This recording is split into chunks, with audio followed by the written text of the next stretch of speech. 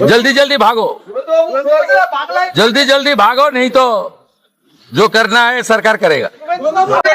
না না, আমি হাকিমপুর সম্পর্কে জানি না, আমি মিডিয়াতে দেখছিলাম, কিন্তু এটা নতুন কিছু নয়, প্রেজেন্ট অ্যাক্টই রয়েছে।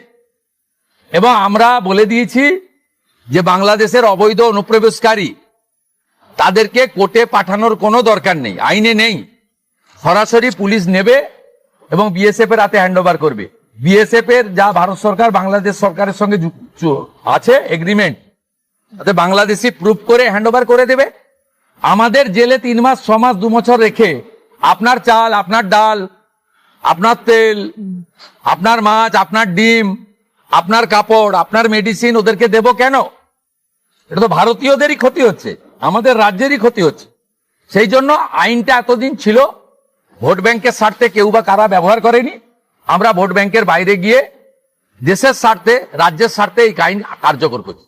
আগামীকাল বিকেলে নবান্ন থেকে আমি এবং সংশ্লিষ্ট দপ্তরের মাননীয় মন্ত্রী, সিএস, এফএস এবং অন্য আধিকারিকদের উপস্থিতিতে অগ্নিমিত্রা পাল এবং আমি একটি ফর্ম পাবলিশ করব, যেই ফর্ম অন্নপূর্ণা যোজনায় ফিল আপ করতে হবে। এবং আমরা কালকেই বিস্তারিত বলবো, কারণ এনরোলমেন্ট যখন যত তাড়াতাড়ি করবেন তত বেনিফিট আমরা দিতে পারবো। আমাদের অন্নপূর্ণা যোজনার প্রক্রিয়াটা শুরু হয়ে যাবে কাল থেকে। যেমন যেমন ফর্ম ফিল আপ হবে তেমন তেমন 3000 টাকা ট্রান্সফারও শুরু হয়ে যাবে। আর যতক্ষণ না 3000 টাকা ট্রান্সফার হচ্ছে, স্বাস্থ্যসাথী যেমন কন্টিনিউ রাখা হয়েছে আয়ুষ্মান ভারত কনভার্ট না হওয়া পর্যন্ত, এখানে আপনার লক্ষ্মী ভান্ডারকেও কন্টিনিউ করা হবে। বিস্তারিত কালকে আপনারা জানতে পারবেন, ফর্মের কপিও আপনারা কালকে পাবেন।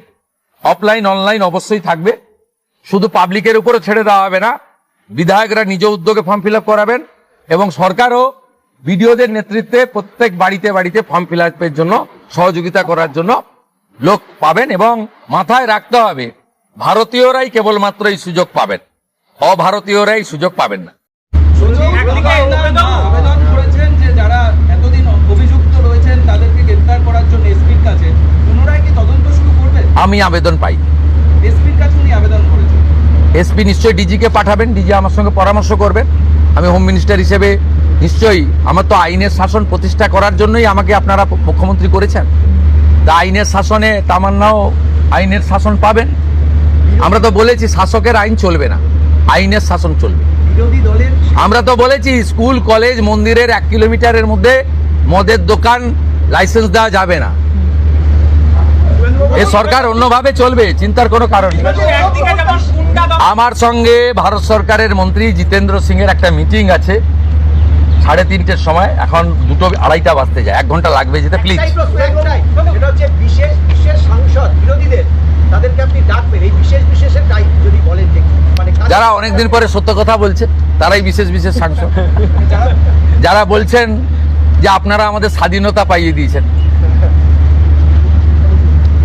যারা বলছেন যে এর কোনো ভবিষ্যৎ নেই, ফলতাতে যে চতুর্থ হয়েছে সে আর এক তো দূরের কথা, দুয়েই আসতে পারবে না, সামনে ভবিষ্যৎ দেখতে পাচ্ছে। এই তালিকা আপনার কাছে প্রস্তুত? এই তালিকা তৈরি আছে বিশেষ বিশেষ সাংসদ না আমি বলবো না, আপনারাই তো দেখাচ্ছেন। আমি তো আপনাদের চ্যানেলেই দেখছিলাম বারাসাতের সাংসদ কি বলছেন, তারপরে সরকারকে বললাম যে উনাকে ডাকুন, উনি নিশ্চয়ই কোঅপারেশন করতে চান। উনি আজকে বক্তৃতা করলেন, কোঅপারেশন করলেন, যাওয়ার সময় হ্যান্ডশেক করলেন, বলে এই প্রথমবার একটা ভালো মিটিং হলো। আমি এর আগে অনেক মিটিংয়ে যোগদান করেছি, বলতেই দেয় না। ভারতবর্ষের সরকারের টাকা বাংলাদেশ থেকে আসা অবৈধ অনুপ্রবেশকারীদের দেওয়ার জন্য নয়, এটা খুব ক্রিস্টাল ক্লিয়ার। সরকারি বাসে আপাতত সব মহিলাদের আমাদের ফ্রি সুযোগ তারা পাচ্ছেন আগামী সপ্তাহ থেকে। তো আগেই ক্যাবিনেট অনুমোদন দিয়েছে, এটা কার্যকর হচ্ছে। কিন্তু আমরা এখনই সবাইকে, সব মহিলা বললে সুযোগ দিলে পরবর্তীকালে কিন্তু কার্ড করব। কারণ আমরা দেখেছি ডোমকলে বিগত সরকারের সময় পুরুষরা লক্ষ্মীর ভান্ডার পেয়েছেন। কেউ যদি মুখ মাথা চাপিয়ে রেখে শিলিগুড়ি থেকে এনবিএসটিসির ভলভো বাসে উঠলেন দীঘা আসবেন বলে, তিনি যদি বোরখা পরে চলে আসেন,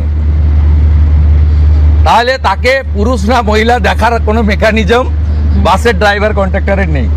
আপাতত চালু করলেও পরে আমরা মহিলাদের জন্য আলাদা ফ্রি কার্ড করে দেওয়ার ব্যবস্থা করব। আমরা প্রাথমিকভাবে আলোচনা করেছি এবং এটা আমরা কার্যকর করতে চলেছি। আমাদের মা ক্যান্টিন রয়েছে, সেই ক্যান্টিনগুলোতে 367টা, তাই তো অ্যাপ্রক্স 400-র কাছাকাছি সংখ্যা আপাতত এই থাকছে। সেখানে আমরা 2 দিন করে মাছ খাওয়াবো, সপ্তাহে 2 দিন করে মাছ খাওয়াবো, 5 টাকাতেই খাওয়াবো।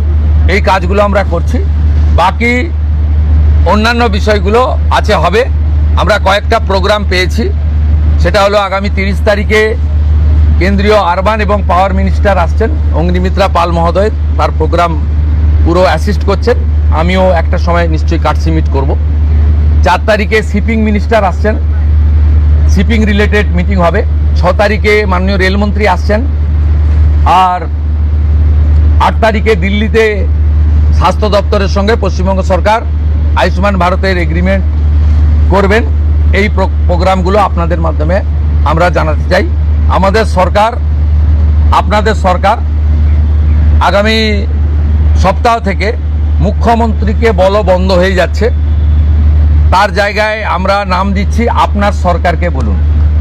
আর পুরনো যে নাম্বার ছিল ওর নাম্বারেরও বদল আসছে। এই সংক্রান্ত বিস্তারিত যেদিন আমরা লঞ্চ করব সেই দিন আপনাদেরকে নাম্বার জানাবো। নামটা আমি আজকেই জানিয়ে দিলাম, আপনার সরকারকে বলুন। মাননীয় রাজ্যসভার সাংসদ শ্রমিক ভট্টাচার্য মহোদয়কে নাম ঠিক করার জন্য সরকার পরামর্শ চেয়েছিল, তিনি এই নামটা ঠিক করেছেন। মুখ্যমন্ত্রী হিসেবে আমি সেই নামটা গ্রহণ করেছি।